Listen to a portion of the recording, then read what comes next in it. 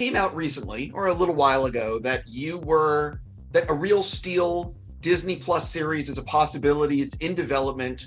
There was nothing but positive reaction to this news when it hit. Were you a little bit surprised at the level of interest? Yes. I mean, I'll interrupt you. I was sitting at the Adam Project Mix the day that story broke, and I'm looking at the dozens and dozens of sites that picked up that story.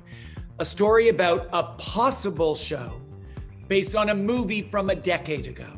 It got more traction than some stories that are about new business or more recent movies.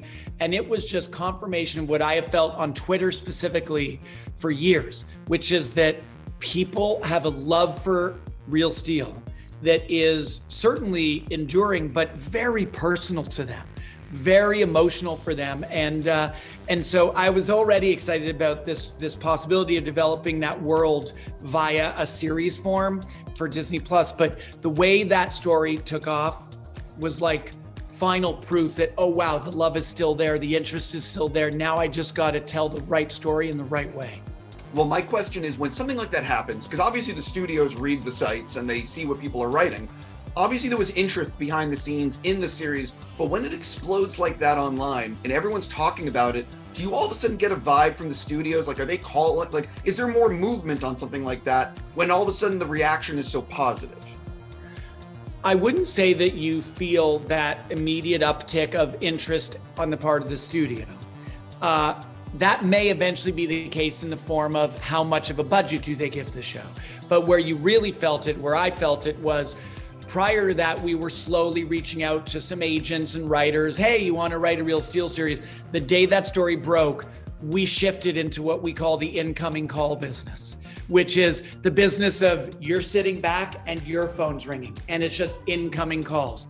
And it's agents, one after another, saying, my writer is dying to write it. Can you meet with my writer? My writer has an idea. And so it shifted the dynamic of the search for a writer and a take, and it just became a lot easier because suddenly the volunteers and the ideas were flowing our way.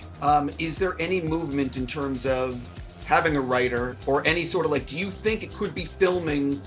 It can't be filming this year. Do you think it could be filming? It can't be filming this year. We have now had several actual writer pitch meetings. We are narrowing down the search and the ideas behind the take. There's a lot of different ways to go.